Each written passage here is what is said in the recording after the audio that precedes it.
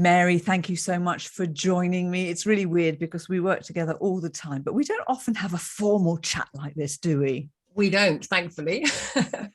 I know you love it. You love it when I say put your headphones on and put the microphone near your mouth. You love all that. You love all feel the like tech. Mickey Mouse. You look fabulous. Thank so, you. Mary, I want to talk to you about something that actually more speakers should be considering. Most speakers focus on the speech. Many of them focus on the keynote speech. They get very excited about the keynote speech. But many don't realize that actually you could do so much more than just a keynote. You could actually turn your keynote or your book, maybe even, into a masterclass or a program. And I want to talk to you about that because this is your super skill, isn't it? This is your power to be able to do that. Thank you. That's a great compliment. But yes, I guess that is my absolute area of expertise. So very, very happy to support all our speakers in any way we can to do more than just that speech. Not that the speech isn't brilliant, but there's a great opportunity to do way more than just a speech. Yeah, I mean, the way I see it often is that a speech will sort of awaken people to thinking differently, and maybe they might do one or two things, but to really embed that learning, embed that change, you probably need more than a 45-minute intervention, I think. So talk to me. I think so, yeah. Talk to me a bit more. I mean, I sort of mentioned a couple of things at the beginning, but why do you think speakers should consider doing this, consider having something more than the speech? I think there's any number of reasons, really. I think the most basic is that they can really increase their product range because they're not then just seen as a one-trick pony. Now, I don't mean that to be disrespectful to any speaker, but there are so many options to do more than just that speech. And I think they can increase their product range, they can increase their portfolio, they can increase their versatility. And they can really flex to suit what a client might be looking for. So they're probably going to pick up more business as well, because the client will potentially want more than just a speech. And a lot of clients don't know necessarily that that is all a speaker can do. They think sometimes it's just a speech. But if a speaker can put out there that they can do masterclasses, they can do workshops, they can do full blended learning programs, which are really popular with a lot of global clients, then I think that's really going to increase their marketability. They can earn more money.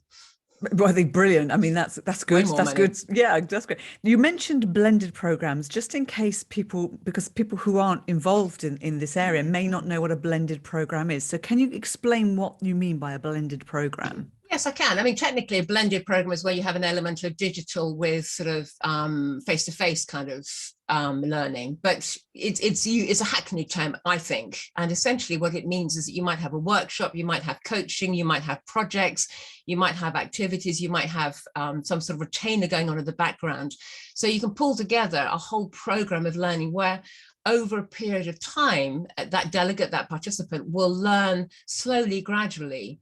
And actually the brilliance of these blended learning is that it appeals to every learning style that people have, but it really does help embed the learning. So what the client is then getting at the end of the day is return on investment, because through that gradual evolution of learning, by whether it's through workshop, added to coaching, added to project, and the project element is always very key in getting that return on investment. The client's is going to get so much more return on their investment. The speaker is really going to land their message, and the delegate's going to walk away really knowing how to do something and make that change in behavior that is actually probably why that program was put together in the first place. Okay, that's really interesting, really interesting. And obviously we love the ROI, that's really important, and we love the embedding, so that's great. So tell me though, you know, somebody who's used to being a keynote speaker, standing on stage on their own, it's often one way, isn't it? Whereas here we're talking about, if you're doing something that's more than just a speech, you're talking about sort of an interactive two-way thing. Is that difficult? Is that a difficult thing for somebody to change when they've not done it before? I think at first glance it might be quite daunting to them, but I can absolutely assure them that it isn't difficult. It's just, you know, confidence comes from competence in knowing how to do something. And that's where I guess I come in, because having done this for years, for global corporations, for global teams of trainers, for speakers around the world, I can really help them. I can set them up for success. That is the name of my business. I'm passionate about setting people up for success. So I would absolutely also hold their hand throughout the whole process, and I can help them develop, design, build the whole program, but also very importantly, I can help them go and deliver it brilliantly. So they're very confident, they're very comfortable. And I think just adding on to that, Maria, I know some of the speakers I've worked with have said, this is brilliant, because they, if I'm honest, were getting a bit weary of just doing speeches. They began to wonder, was there more out there? So it's given them a new lease of life as well as their material and their content. I think actually in the pandemic, it's become more and more needed because there have been fewer stages to stand on and do a keynote speech. There's been fewer conferences and events. And there's been a lot more need for sort of that practical, let's do something, let's take some action. And it has obviously, a lot of it's been virtual. And I think that virtual piece is here to stay. What people may not know, unless they've been on any of our programs, is of course, you do this with me every time I do a program. So when I've run my practical prospecting day or my Speaker Bureau seminar, when we ran our Speaking in a Different World program, you would take my content and you would put it in a way that made it more easier for the participants to sort of learn from and take, because until you understand from a learning expertise, you don't know how to teach it best. I'm not explaining it very well, but no, I understand what you're saying. No, I do know what you're saying. And I think, yes, I sort of jump in there, but I think, I suppose because I spent years, one of the things I spent years doing is training other people to deliver content. So there might be a program and I've trained them how to go and deliver it. And as part of that process, I then become the audience and I have that experience of how was that exercise for me? Did it work? Did it not work? Why didn't it work? And I spent a lot of years just refining and tweaking so that the experience from the learner perspective is the best it can possibly be. And so that's what I do with you. And I know that you and I have some healthy challenges sometimes. And I push back. You push back and I will push back again. And we usually agree somewhere in the middle. But it's just, I think those that know me know I have all these one-liners, these isms, as I call them. And you've always got to keep thinking, what is it like to be on the receiving end of me? And it's always only ever about the audience. And so I always put my audience hat on when I'm listening to a speech, when I'm reading a book, when I'm looking at content, because how is that experience for them? How can we make it easy? Because you and I both know that one of the keys to getting sold again and again and again is you've got to make it easy. And that's kind of almost one of my mantras as well. Yeah, absolutely. Brilliant. So if a speaker comes to you and says, Mary, I've got a book, which we've done before actually with speakers, I've got a book and I want to turn it into a program, or they come to you and say, I've got a speech and you've done this as well many times, and I need to now turn it into a masterclass because my audience want to do more and go deeper. Talk to me about what is it that you do? What are the steps? Everyone's different. I scope it as, again, people might know me, know I'm very, very passionate about quality scoping. So I would really scope it thoroughly with the speaker as to what they're looking to achieve. What is their end in mind? What are they looking to achieve with this? I don't just go diving in. And often the speaker doesn't particularly know what they want because they don't know what's available. But through that process of scoping with them, I can then unearth some opportunities and then set my stall out. But essentially, probably what I would do, and almost certain what I would do, is I would need to see the speech. So there will be a speech somewhere. So I will watch their speech at least once, okay? And I will also, if they have a book, which is also what we're looking at working with speakers on, I want to read their book. And if they have any research that's complements the book, I need to read that. So I have to do a bit of research and study. But as I'm reading it, because I have spent so many years working with clients, global clients, all the big blue chips, working with their subject matter experts, trying to understand their products, their material, so that I can then turn it into a training program. It's fairly easy for me to literally, as I'm reading something, I almost immediately think that could be an exercise, that could be an activity, that could be a case study. So I do it instinctively, actually. But what I would do is I'd be more prescriptive about it because I'm being asked to do it as opposed to I'm just doing it instinctively. And there are a number of options as well, Maria, that I can do for speakers. Again, it depends on what they're looking to achieve. But I can help them produce just a standalone one-off workshop that they could use time and time again, and all the supporting materials, because I designed gazillions of workbooks over the years. I can help them design a whole blended program. Now that is a bit more ambitious because they will have to go on and deliver that. I can hold the hand, I can help them. So it's possible, it's quite likely that I think in the first instance, a speaker should consider just doing the workshop element and just cut their teeth on that, become confident in that. And then we can look at how can we extend that to a fully blended program if they have clients that potentially want that. But the other thing as well that I do, and I've done a lot of for people, is, I mean, being relevant, as you know, is also incredibly important. And you should never really deliver the same thing twice because every audience is different. So what I do, and I personally have, but I would also do this for my speakers, is I have a toolkit of models, of exercises, of case studies, of mantras, of examples. I've got a whole box full of them in my head and on my laptop and in my office.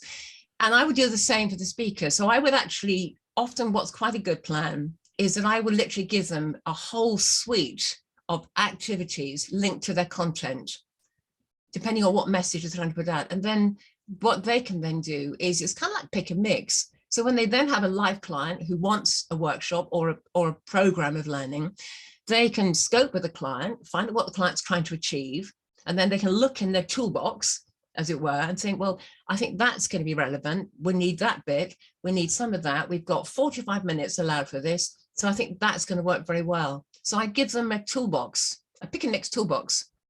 Love it. Love it. I love your toolboxes. You mentioned earlier that you do this. So Freudian. No, listen, don't get naughty. Mary has a naughty side. If you've worked with her, she's a little bit cheeky. And you thought I was the cheeky one. No, it's Mary. So you mentioned earlier that you say you do Learn from the master. Aha. You said you do this. I'm going to swipe that onto the table. You said you do this instinctively. I think it's that whole thing about, Malcolm Gladwell says once you've done 10,000 hours and you've done more than 10,000 hours, that's why it's instinctive, because you put in that experience, haven't you? And that's why. And you also said that you help create workbooks, and I love your workbooks. You do this for us, you create our workbooks. And actually you even help with slides, which is wonderful. So that when I go to Mary with an idea, usually it's come from what people are telling me they need, rather than me coming up with a topic out of the air, which I've done in the past. That doesn't work. You need to hear what your audience needs. It's all about the audience. I create something, and then Mary turns it into something professional and way better than I can imagine. You also, one of the things that you do, and we haven't talked about it, is that not only do you create the content, but you also help speakers sort of to set the audience up for success at the beginning and to sort of summarize everything at the end. And that's really important, isn't it? Those bookends of the session. Well, it's the power of three. Tell them what you're going to tell them what you told them. That permeates through every element of life, let alone workshops. Yes, I mean, it's a really important part of learning. Some people dismiss this and think it's not relevant, but I know, again, just from my own experience, I get frustrated when somebody just dives in and I don't know, where am I going with this? And I think, when you set up it's called structuring. Technically, it's called structuring. It's a behavior from another one of my toolkits, okay? But it's so important so people know why they're there, what they're going to do. I, as you know, I'm a fan of ground rules. So any training program, I would agree ground rules with the group, because it stops what I would call bad behavior from starting, bad in inverted commas. Mind you, I have seen some bad behavior over the years. But yes, it is very important, because I think one of the things we have to also think about is that, and this is the same with speeches, and one of my one-liners is, prepare your audience to listen, because most people's headspace is not with you when they join the Zoom call or when they attend the workshop. They're thinking about how many emails they've got, what meetings they've got to get to. They've got to pick the kids up from school. Is this going to go over time? Our heads are so busy.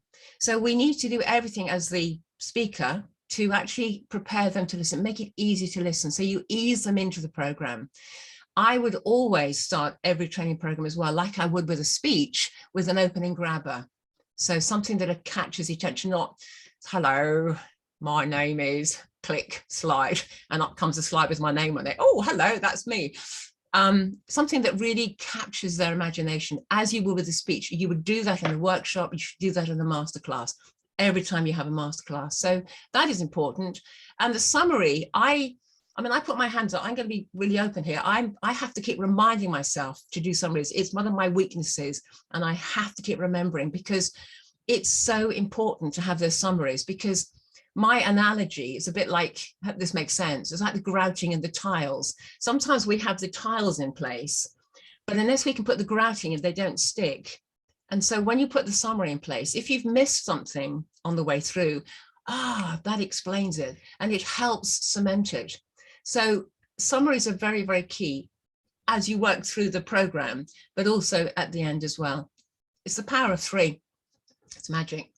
Okay, Mary, here's the thing, right? And I do this with you, and can speakers do this with you too? So say you've worked together, you've created a masterclass or you've created a program. Can you make yourself available to be the co-presenter with a speaker if they feel they need some support and they're not confident? You do it for me. Yeah. Can you do it for others? Yes, I do. And I absolutely have. And sometimes it's just having me there is actually quite encouraging for them. Also, I will give them feedback, because we often, after the first delivery of it, there might be some tweaks to be made. So if I'm present, I can then give that gift of feedback. And yes, I can pretend, depends on the content. If it's sort of neuroscience or something very like that, I probably can't add anything, but I can certainly contribute. And what the other thing I can do as well, and I have done with speakers, is that I can actually train other people to deliver their content for them. Because one of the things I've done for years is train teams, internal teams, and also training consultants how to deliver somebody else's content. So whichever, a lot of speakers don't have the time to do some of these longer programs, and often what works quite well is if the speaker front loads it with their keynote and then does something at the end wrapped around a project or some presentation by the delegates at the end. And we can train other people to deliver some of the key messages in sort of workshops during that whole program. It just depends on the speaker's time, appetite to do these things. But absolutely, it's all possible. Brilliant. So and Mary, fun. yeah, no, it is fun. Rewarding. It's rewarding.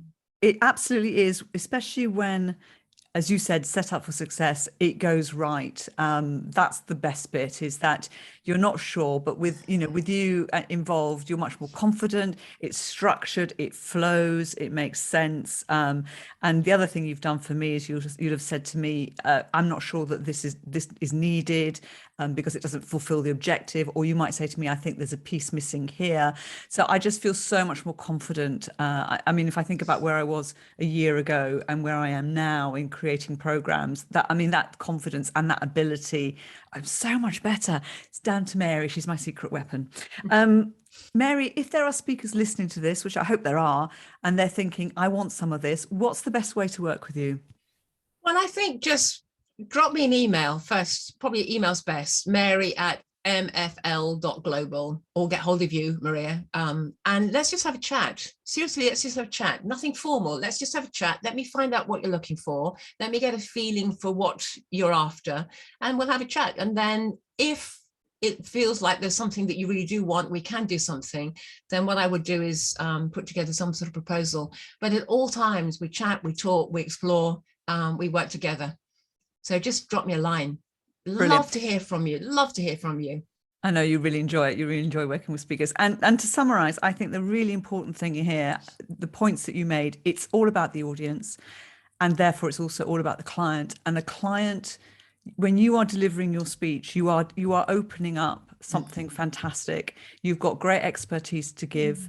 Give more, help them to take action, help them to embed the learning, help them to get results by having a masterclass, a workshop, a program. Do it. Let's do it and make more money in the process. Yeah. I mean, I think just also as a final, comment, Maria, is that, often, I hate to say this, but books can gather dust sometimes. We kind of know that. But if this is a book that we're turning into something, it's just bringing that book to life, and it's meaning that book will stay alive for a long time. And also it can be then used and sold on again and again and again as reference documents to support a training program. So yeah, please, do give me a shout, because there's just the world is your oyster. And I don't know what I am in terms of oysters, but maybe You're I'm the an pearl. oyster. You're the pearl. I'm the pearl. I'm the pearl. grit. You're the pearl. Thank you. All right. Thank you very much, Mary. You're very Thank you so welcome. much. Thank you.